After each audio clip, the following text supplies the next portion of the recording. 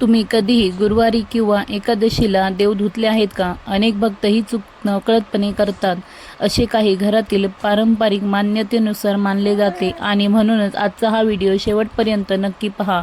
कारण आज आपण जाणून घेणार आहोत देवाऱ्यातील देव कधी साफ करावेत, कसे साफ करावेत आणि कोणत्या दिवशी. काही घराच्या परंपरेनुसार मोठी साफसफाई टाळली जाते. याबद्दलची सविस्तर माहिती आपण या व्हिडिओमध्ये पाहणार आहोत. तर तुमचे या व्हिडिओमध्ये मनपूर्वक स्वागत आहे. आमचा विषय प्रत्येक भक्ताच्या घराशी संबंधित आहे. कारण देवघर ही फक्त घरातील एक जागा नसते, तर ती आपल्या श्रद्धेचे, भक्तीचे आणि सकारात्मक ऊर्जेचे केंद्र असते. म्हणूनच देवघरातील प्रत्येक वस्तू, प्रत्येक मूर्ती आणि प्रत्येक पूजा अत्यंत आदराने केली पाहिजे. मित्रांनो, आपण रोज देवाची पूजा करतो, दिवा लावतो, अगरबत्ती लावतो, फुले अर्पण करतो, नैवेद्य दाखवतो आणि मनापासून प्रार्थना करतो. पण अनेकांच्या मनात एक प्रश्न कायम असतो की देवाऱ्यातील देव नेमके कधी साफ करावेत आणि कोणत्या दिवशी देव धुणे योग्य असते. याबद्दल वेगवेगळ्या घरामध्ये वेगवेगळी परंपरा दिसून येतात. त्यामुळे आपण याच आज विषयावर सोप्या भाषेत माहिती जाणून घेणार आहोत. सर्वात प्रथम एक गोष्ट लक्षात ठेवा, म्हणजे स्वच्छता ही देवपूजेचा महत्त्वाचा भाग आहे. जिथे स्वच्छता असते तिथे प्रसन्नता असते आणि जिथे प्रसन्नता असते तिथे भक्ती अधिक दृढ होत जाते.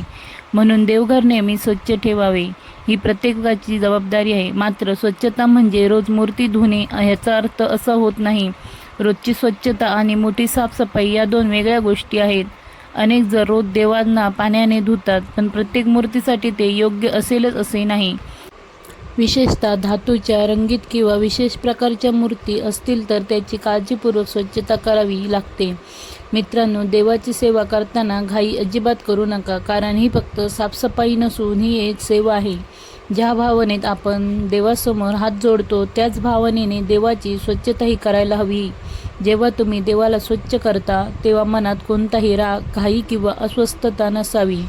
मन शांत असावे आणि ओठांवर नामस्मरण असावे. स्वामी समर्थांचे नाव घेत जर तुम्ही आपण देवघराची सेवा केली तर त्या सेवेत एक वेगळाच आनंद मिळतो.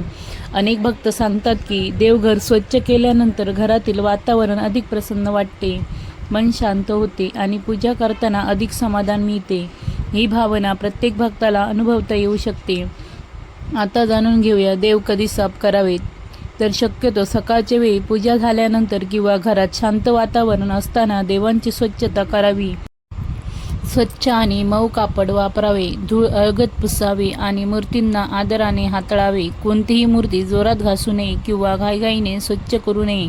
कारण देवाची सेवा आणि प्रेमाने, संयमाने करणे हेच महत्त्वाचे असते. आता येतो सर्वात महत्त्वाचा आणि मोठा प्रश्न, देव कोणत्या दिवशी धुवू नयेत. याबाबत अनेक घरांमध्ये वेगवेगळ्या परंपरा आहेत. काही कुटुंबांमध्ये एकादशी, गुरुवार किंवा विशेषतः व्रतांच्या दिवशी मूर्ती धुण्याऐवजी केवळ हलकी स्वच्छता केली जाते. तर काही ठिकाणी त्या दिवशी फक्त फुले बदलली जातात, दिवा लावला जातो आणि नियमित पूजा केली जाते. म्हणूनच हे नियम प्रत्येक घरात सारखाच असेलच असे नाही.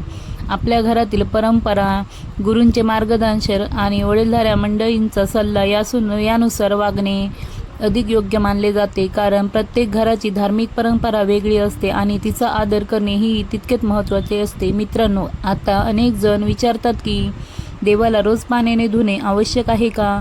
तर याचे उत्तर असे आहे की रोज मोठी धुलाई करण्याची गरज नाही. रोजची सेवा म्हणजे देवसमोरची धूळ अलगद पुसणे, कालची फुले काढणे, ताजी फुले अर्पण करणे, समय आणि निरंजन स्वच्छ ठेवणे, नैवेद्याची जागा स्वच्छ ठेवणे आणि देवघरातील परिसर नीटनेटका ठेवणे. एवढे केले तरी एक सुंदर मोठी सेवा ठरते. कारण देवाला बाह्य स्वच्छते इतकीच मनाची स्वच्छताही प्रिय असते. आपण देवासमोर उभे राहतो तेव्हा आपल्याला मनात श्रद्धा, नम्रता, कृतज्ञतेची भावना असते. सर्वात महत्त्वाचे असते. मित्रांनो, अनेकदा आपण बाहेरच्या स्वच्छतेवर खूप लक्ष देतो, पण मनात राग, मत्सर, अहंकार किंवा कटुता ठेवतो. अशा वेळी स्वतःच्या मनाची स्वच्छता करणे ही तितकेच आवश्यक आहे. कारण संतांनी नेहमी सांगितले आहे की देवाला केवळ फुले किंवा अलंकार प्रिय नसतात, तर शुद्ध मनाने केलेली भक्ती अधिक प्रिय असते. म्हणून देवघर स्वच्छ करताना मनातील चांगले विचार ठेवावे. देवाची मूर्ती स्वच्छ करताना शक्यतो मऊ किंवा स्वच्छ कापड वापरावे.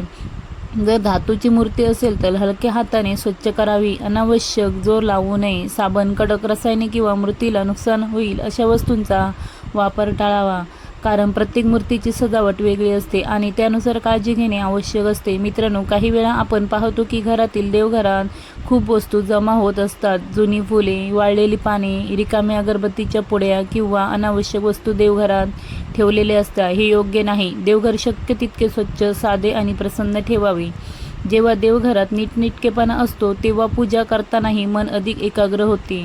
अनेक भक्त असा अनुभव सांगतात की देवघराची मनापासून सेवा केल्यानंतर घरात सकारात्मक वातावरण जाणवते, कुटुंबातील सदस्यांमध्ये प्रेम वाढते आणि मनाला समाधान मिळते.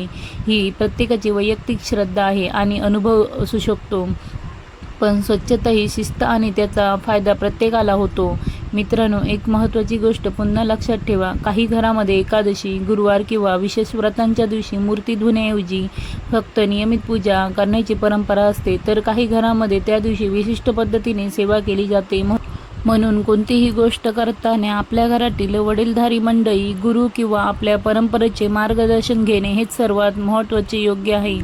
कोणत्याही दुसऱ्याच्या पद्धतीची नक्कल करण्यापेक्षा आपल्या घरातील परंपरेचा आदर करणे अधिक महत्त्वाचे आहे. कारण श्रद्धा ही तुलना करण्याची गोष्ट नसून ती जपण्याची गोष्ट आहे. मित्रांनो, देवाची सेवा करताना एक गोष्ट कायम लक्षात ठेवा. देवाला आपल्या महागड्या वस्तूंची अपेक्षा नसते. देवाला अपेक्षा असते ती फक्त आपल्या प्रेमाची, श्रद्धेची आणि निस्वार्थ भक्तीची. म्हणून देवघरातील प्रत्येक काम मनापासून करा. अगदी दिवा लावताना, फुले वाहताना, आरती करताना किंवा धूळ पुसतानाही मनात स्वामी समर्थांचे नाम असू द्या.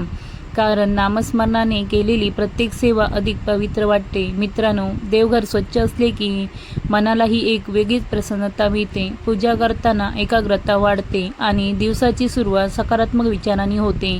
म्हणून स्वच्छता, शिस्त आणि श्रद्धा या 3 गोष्टी नेहमी जपा. स्वामी समर्थ आपल्या प्रत्येक भक्तांच्या पाठीशी आहेत. फक्त त्यांच्यावर नितांत विश्वास ठेवा. मनापासून नामस्मरण करा आणि चांगले कर्म करत राहा. मित्रांनो, आता आणखी एक महत्त्वाची गोष्ट जाणून घेऊया. ती म्हणजे अनेक जर विचारतात की देवघरात तुटलेल्या, झिजलेल्या किंवा जुन्या मूर्ती असतील तर त्याचे काय करावे. याबाबत प्रत्येक घराची अशी आणि प्रत्येक संप्रदायाची परंपरा वेगळीच असते. त्यामुळे कोणताही निर्णय घाईघाईने घेऊ नका. आपल्या घरातील वडीलधारी मंडळी, गुरु किंवा जाणकार व्यक्तींच्या मार्गदर्शनानुसारच योग्य पद्धत वापरावी. तसेच श्रद्धेने पूजलेली किंवा वस्तू अनादराने टाकू नये, ही गोष्ट मात्र नेहमी लक्षात ठेवावी. तसेच देवघरात ठेवलेल्या पूजेच्या वस्तूकडेही वेगवेगळे लक्ष द्यावे. जुने कापड, वाळलेले हार, खराब झालेले फुलांचे अवशेष, रिकाम्या अगरबत्तीच्या पुड्या किंवा अनावश्यक वस्तू देवघरात साचू देऊ नका. देवघर जितके स्वच्छ, साधे आणि नीटनेटके असेल तितके तेथे बसल्यावर मनाला शांतता मिळेल. अनेकदा आपण फक्त 5-10 मिनिटं देवासमोर बसून नामस्मरण करतो तरी दिवसभराचा ताण कमी झाल्यासारखा वाटतो. हा अनुभव प्रत्येकाचा वेगळा असू शकतो, पण शांत वातावरणात मनावर सकारात्मक परिणाम नक्कीच होतो. मित्रांनो, देवाची सेवा म्हणजे केवळ पूजा अर्चा नाही. आपल्या आईवडिलांचा आदर करणे, घरातील मोठ्यांचा सन्मान करणे, गरजूंना मदत करणे, सत्य बोलणे आणि प्रामाणिकपणे आपले कर्तव्य पार पाडणे हे देखील ईश्वर सेवेचेच रूपे आहेत. संतांनी नेहमी सांगितले आहे की ज्या घरात प्रेम, आपुलकी, स्वच्छता आणि चांगले संस्कार असतात त्या घरात भक्तीचे वातावरण अधिक दृढ होत जाते. आणखी एक छोटी सवय लावा. दररोज पूजा झाल्यानंतर फक्त 2 मिनिटे शांतपणे डोळे मिटून आपल्या आराध्य देवतेचे किंवा स्वामी समर्थांचे नामस्मरण करा. 2 मिनिटात कोणतीही इच्छा किंवा तक्रार न करता फक्त कृतज्ञतेची भावना मनात ठेवा. हे देवा, आजपर्यंत जे काही दिसेल त्याबद्दल तुझे आभार. मला सद्बुद्धी दे, योग्य मार्गावर चालण्याची शक्ती दे आणि सर्वांचे भले करण्याची प्रेरणा दे. अशी प्रार्थना मनाला एक वेगळीच ऊर्जा देते. लक्षात ठेवा मित्रांनो, देवाला आपल्या शब्दापेक्षा आपल्या भावना अधिक महत्त्वाच्या असतात. मनापासून केलेली छोटीशी सेवा, श्रद्धेने लावलेला दिवा, प्रेमाने अर्पण केलेले एक फूल आणि निरपेक्ष भावनेने घेतलेले नामस्मरण हेच खरे भक्तीचे सौंदर्य आहे. म्हणून देवघराची स्वच्छता जपा, मनाची पवित्रता जपा आणि आपल्या घरातील परंपरेचा आदर करत भक्तीचा मार्ग आनंदाने चालत राहा. मित्रांनो, आजची ही माहिती तुम्हाला उपयुक्त वाटली का? जर वाटली असेल तर ही कुटुंबातील आणि मित्रपरिवारासोबत प्रत्येक भक्तांपर्यंत नक्की शेअर करा, कारण योग्य माहिती इतरांपर्यंत पोहोचणे ही देखील एक सुंदर सेवा आहे. आणि जर तुम्हाला स्वामी समर्थ, देवघर पूजा, व्रत, धार्मिक परंपरा अध्यायाविषयी व्हिडिओ हवे असतील तर आमच्या चॅनलला सबस्क्राईब नक्कीच करा. आणि मनापासून एकदा कमेंट बॉक्समध्ये जय जय श्री स्वामी समर्थ असे आवश्यक लिहा.